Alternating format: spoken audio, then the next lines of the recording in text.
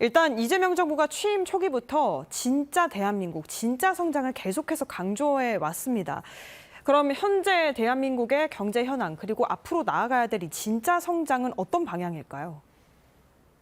예, 지금 이제 현황을 좀 말씀드리겠습니다. 이게 수요와 공급이 잘 안 되는 구조로 가고 있죠. 그래서 수요 측도 마찬가지고 말 그대로 소비가 안 돼요. 그다음에 공급은 그나마 수출이 큰 역할을 해주면서 이제는 외화벌이는 좀 하고 있는데 하지만은 사실 우리나라의 원자재, 그러니까 사실상 원자재에 대한 없는 나라다 보니까 이게 사실 공급 측면에서도 굉장히 좀 어려운 부분이 있습니다. 그래서 수요와 공급이 참 좀 막힌 상태인데 그러다 보니까 지금 일각의 연구 보고서를 보니까 잠재 성장률이 이제 거의 0%대로 예측하는 곳도 나왔습니다.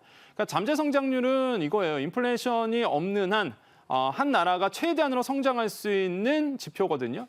그러니까 지금 0%라는 성장은요. 우리나라가 뭐 성장 자체가 이제는 아예 안 된다라고 볼 수가 있겠습니다.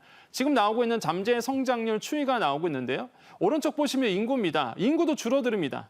이제는 30년 되면은 기점으로 해서 이제 인구가 계속 주는 추세로 가는데 그런데 이제 잠재 성장률마저도 이제 0%대, 왼쪽 보시면 이제 퍼센테이지거든요. 0%대로 가다 보니까 인구도 줄죠. 생산 가능 인구도 줄죠. 거기서 이제 성장률 자체가 아예 그냥 뭐 곤두박질 치다 보니 지금 현황은 사실 굉장히 어려운 상태로 우리가 구조적으로 변하고 있다라는 것은 뭐 모든 보고서들이 지금 동일하게 얘기하는 부분입니다. 그래서 우리가 과연 이 성장을 위해서 무슨 일을 해야 되느냐? 라고 이제는 우리가 지금 고민을 하고 있는 부분이 있죠.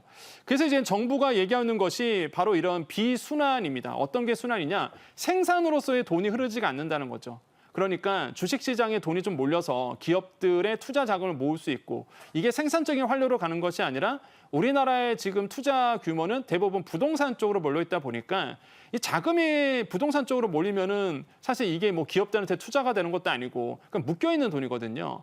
그러다 보니 이 비생산적인 흐름이 계속적으로 돈의 흐름이 나오고 있어서 이걸 좀 개조해야 된다, 좀 바꿔줘야 된다라는 이제는 목소리가 나오고 있습니다. 그래서 정부가 이제 이번에 들고 나온 것이 진짜 성장을 위한 3+1 이렇게 보시면 되겠는데 뭐 3대 AI 강국으로 만들겠다. 그러니까 미래 산업에 대한 투자를 해서 여기서 이제 돈을 벌겠다라는 거겠죠. 또 한 가지가 보시면 잠재 성장률을 이제 3%대. 원래 보통 잠재 성장률을 2%대로 이제는 보고 있는데 거기다 더 높여서 3%대의 잠재 성장률, 그다음에 국력 세계 5강으로 만들겠다라고 하면서 세 가지를 뽑았습니다. 기술 선도 성장을 위한 기술로 도약하는 글로벌 선도 국가고요. 두 번째가 모두의 성장이죠. 모두가 함께 성장하는 거고 공정한 성장입니다. 성장을 하되 기회가 동일하게 열리는 공정 경제를 만들겠다는 거예요. 그래서 이렇게 사실상 성장이 안 될 때의 돌파구는요. 기술입니다. 역시나 이제 기술을 통해서 혁신을 이루어가는 것이 뭐 교과서적인 내용입니다. 그래서 이렇게 성장률이 안 나올 때는 미래 성장에 대한 미래 살력에 대한 활력을 줄 수 있는 과감한 투자거든요. 그래서 이런 부분에서는 기술 선도 성장은 굉장히 의미가 있다라고 저는 평가를 해봅니다. 그래서 정부가 이렇게 노력을 하겠다라고 얘기를 해서 저는 뭐 개인적으로는 좀 굉장히 기대하는 부분이다. 이게 성장 정말로 이 3+1이 될 수 있도록 정부의 역량을 한 곳에 모아줘야 된다라고 평가를 해봅니다. 말씀해 주신 것처럼 결국에는 지금 이 시점에서 우리가 또 새로운 성장 동력을 찾는 게 아주 중요한 과제라고 할 수 있는데요. 진짜 성장을 이끌어 나갈 또 원동력 중 하나는 결국에 AI 산업일 겁니다. AI 3대 강국을 목표로 하고 있는데 구체적으로 어떤 계획이 있는지요? 네, 저는 이 AI 투자에 대해서 정부가 이제 관심을 갖는다는 것에 대해서 너무나 환영합니다. 왜 그러냐면 사실 늦은 감이 있어요. 왜냐하면 각국 정부들은 AI에 대한 과감한 투자를 이미 하고 있었거든요. 그래서 현 정부 이제 들어와서 3대 강국입니다. AI 3대 강국으로 이제 만들겠다. 근데 인프라는 우리가 정말 잘 갖춰져 있거든요. 빠른 정보통신 분야도 있고요. 그다음에 반도체도 만들어낼 수 있고요. 그러다 보니 인프라는 굉장히 잘 갖춰져 있기 때문에 부족했던 것이 사실 리더십과 미래 비전 제시였는데 이번에 이제는 3대 강국으로 가겠다는 미래 비전을 제시했기 때문에 저는 충분히 역량이 있는 나라다 보니 해낼 수 있다고 생각을 해봅니다.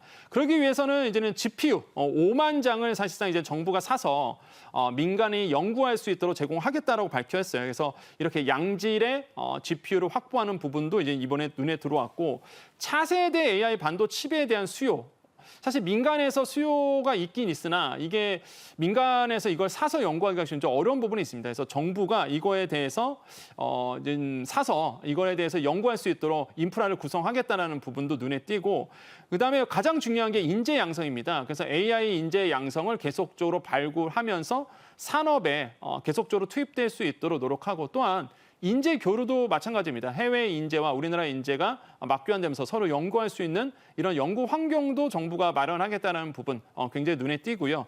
모두가 AI를 향유하는 AI 기본 사회를 만들겠다는 것도 눈에 띄어요. 저는 왜 그러냐면 그러니까 이재명 대통령이 얘기한 것처럼 이제 특정 부류만 AI를 활용하는 것이 아닙니다. 연구원들만 AI를 활용하는 것이 아니라 이제는 국가 차원의 AI 센터가 만들어진다 그러면 누구나 AI를 국민 모두가 사용할 수 있는 그런 어떤 세상을 만들어가겠다는 거죠. 그래서 AI 접근성을 쉽게 하겠다는 부분도 눈에 띕니다. 마지막으로 세계 1위의 AI 정부를 만들겠다는 거예요. 이제 국민의, 그러니까 우리가 이런 걸 G2B라고 보통 얘기를 하죠. 정부가 제공하는 비즈니스 솔루션들이 있습니다. 이런 것들을 정부가 만든 AI를 통해서 민간에서 또한 연구진들이 활용할 수 있도록 하겠다는 거예요. 그래서 홍수라든지 산불이라든지 이런 재난 예방 대응에도 정부의 AI 시스템을 활용하겠다는 부분. 그래서 결국에는 뭐 더 넓힌다 그러면 납세, 세무 이런 쪽에서도 AI를 통해서 실제적으로 이뤄낼 수 있다는 거죠. 지금 시장에서는 가장 놀라운 게 이 세금 탈루 부분도 요즘에 AI 시스템을 통해서 고액 체납자를 찾아내고 있거든요. 그러니까 대표적인 사례라고 보시면 되겠죠. 그래서 이렇게 AI 시스템이 전 국민에게 쓸 수 있는 그런 인프라를 만들어가겠다는 점, 이런 점들이 방점에 찍혀 있습니다. AI와 더불어서 미래 신산업의 또 한 축을 담당하고 있는 게 바로 지속 가능한 에너지 부문인데요. 더 이상 이 환경에 그치지 않고 나아가서 우리 경제 또 미래에 영향을 주는 요소이기도 합니다. 일단 정부의 목표는 경제 성장과 탄소 중립을 함께 가져가겠다는 거죠. 맞습니다. 이게 여기서 중요한 게 두 가지입니다. 그러니까 첫 번째는 왜 2차 전지가 다시 요즘에 뜰까라고 본다 그러면 AI 시대 때문에 그렇거든요. AI 시대에는요, 필수적으로 막대한 전력이 필요합니다. 이 막대한 전력이 필요할 때 에너지 저장 장치도 필요하고요. 전력망이 필요하거든요. 그래서 에너지한 관심이 많아질 수밖에 없어요. 두 번째는 에너지가 필요하면 그럼 어떤 에너지를 쓸 거냐? 친환경 에너지를 장기적으로 써야 된다는 거죠. 그래서 정부가 이 두 가지 키워드를 가지고 미래 비전한 겁니다. 첫 번째, 에너지 고속도로를 통해서 경제 성장을 이뤄내겠다는 거죠. 여기 보면은 2040년대까지 한반도 에너지 고속도로를 만들겠다라고 이제 밝혔고요. AI 활용한 전력입니다. AI가 활용할 수 있는 이런 전력망을 잘 구축해서 AI 시대에 맞는 AI 환경을 만들어겠다. 거기에는 중심은 전력이거든요. 그다음에 기후테크 산업의 육성을 통해서 신성장 동력을 발굴하겠다는 점도 눈에 띄고요. 두 번째로 재생에너지 중심의 에너지 공급입니다. 그러니까 화석연료를 떼서 에너지를 공급하는 것이 아니라 재생에너지라는 거죠. 여기서 나오는 키워드가 바로 이제 아리백 산단입니다. 그러니까 아리백이라는 뭐냐 그러면 모든 기업들이 에너지를 쓸 때 100% 재생에너지를 쓰겠다. 이게 바로 이제 아리백이라고 보통 얘기하거든요. 이거는 하나의 글로벌 이니셔티브입니다. 그래서 우리나라도 여기에 이제는 참여를 하고 있고요. 그러다 보니 우리나라의 기업들도 이런 아리백 운동에 참여하고 있는데 이런 아리백 산단을 통해서 실제적으로 재생에너지, 뭐 해운이라든지 뭐 태양광이라든지 이런 것들 통해서 지금 만들겠다는 거죠. 그래서 이런 게 이제 눈에 띄고 마지막으로 탄소 중립이죠. 탄소 중립을 위한 경제 구조 혁신을 이제 추진하겠다라고 밝혔습니다. 산업 부분에 대한 탄소 중립. 그래서 뭐 에너지, 재생에너지를 쓰는 이유가 바로 탄소 중립 때문에 그렇잖아요. 그래서 화석연료를 떼서 환경을, 기후를 죽이는, 환경을 죽이는 에너지가 아니라 오히려 이제 환경과 더불어 갈 수 있는, 자연과 더불어 갈 수 있는 에너지 공급을 하겠다 해서 탄소 중립, 그다음에 제로 에너지를 통한 제로 에너지 부분으로 이제는 국가 발전을 이뤄나가겠다는 부분, 이런 것들을 통해서 실제적으로 미래 비전을 밝힌 상태입니다. 그래서 저는 굉장히 그 AI 산업만 보는 것이 아니라 AI 산업을 위한 전력망에 거기에 더 넘어서 이제 신재생 에너지에 대한 관점까지도 어우러질 수 있는 미래 비전을 이번에 밝혔다라고 평가해 봅니다. 이렇게 AI, 에너지 등 미래 신산업 육성 부문에 대해서 설명을 해주셨는데요. 또 여기에 구조적인 미래 성장으로 나아가기 위해서는 인재도 많이 확보가 돼야 할 것이고 또 투자, 특히 벤처 투자가 필요한데 이 부분에 대해서는 어떤 계획들이 나왔을까요? 네, 이번에 이제 국정과제 보고서를 본다 그러면 여기에 나오는 것이 바로 이제는 투자 부분입니다. 미래를 이끌어갈 과학 인재를 계속적으로 양성하겠다라는 점도 이제 눈에 띄는데요.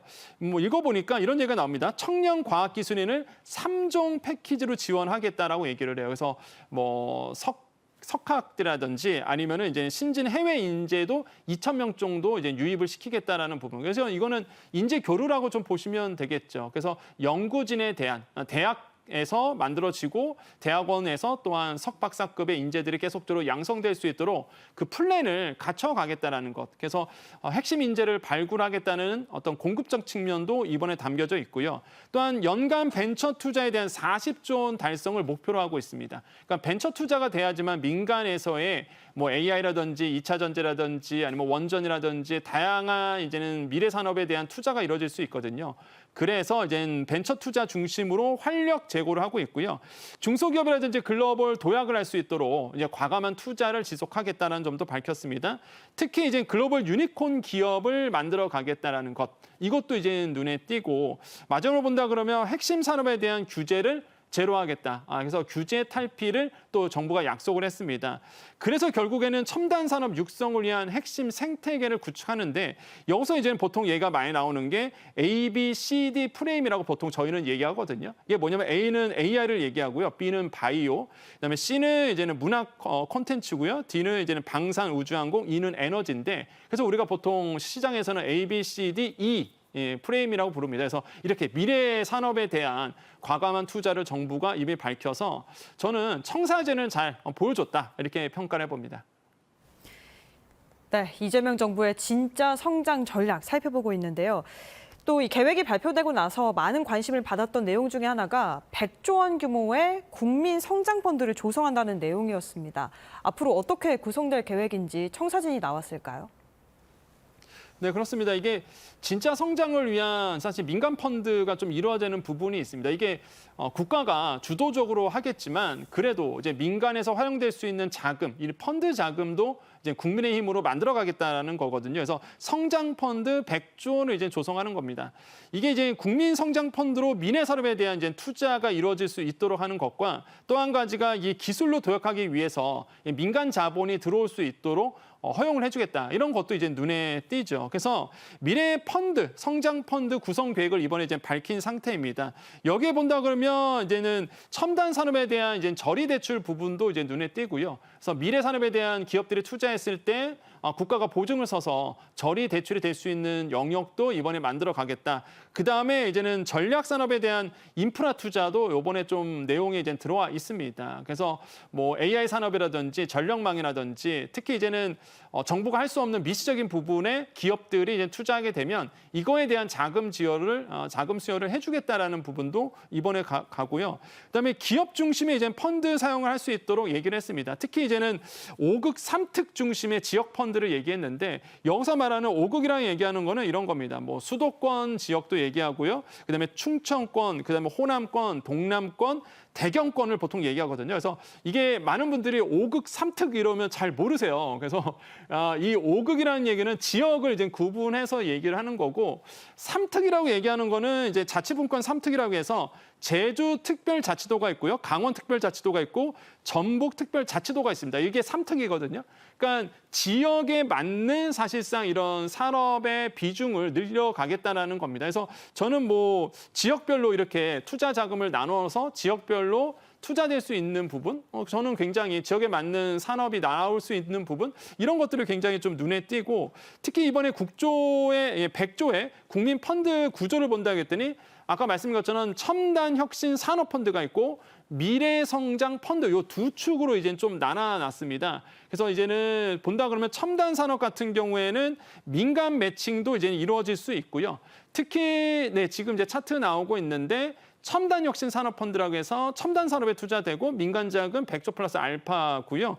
여기에 보면은 뭐 반도체라든지 2차 전지, 디스플레이, AI, 바이오 이런 것들이 다 들어갑니다. 그래서 국고채 수준의 이제 금리 유망 기업들을 발굴하는 거고, 미래 성장 펀드는 이제 국민이라든지 금융, 그래서 뭐 연기금 이런 것들이 실제적으로 이제 투입이 되는 거죠. 그래서 우리나라의 이제 성장 가능성 있는 곳에 이런 연금이라든지 뭐 국민연금이라든지 이런 것들이 이제는 펀드 펀드를 마련해서 이제는 기술에 투자하는 부분, 그래서 국가 중심의 사실상 이제 펀드라고 보시면 됩니다. 그래서 저는 이런 부분에 대해서 플랜을 잘 만들었고, 근데 가장 중요한 건 이겁니다. 이 청사진을 밝혔으면 이게 정말 100조 펀드 플러스 알파가 될 수 있도록 정부가 일관된 정책으로 가야 된다는 거. 그래서 펀드가 실제적으로 이루어질 수 있도록 금융개혁도 동시에 이루어져야 되는 부분도 이제 숙제를 안고 있다라고 말씀을 드립니다. 네. 지금까지 이야기한 이런 방안들을 추진하면 또 2030년 더 나아가 미래엔 또 어떤 변화들이 생길지 궁금해지는데요. 국정 과제를 통해서 이루려고 하는 구체적인 목표 그리고 기대 성과까지 짚어주시죠. 네, 이게 좀 핵심이라고 저는 생각을 해봐요. 그래서 이제 정부가 이제 청사진을 밝혔다고 했잖아요. 이게 미래 비전이 굉장히 중요하거든요. 그래서 미래 비전을 밝혔습니다.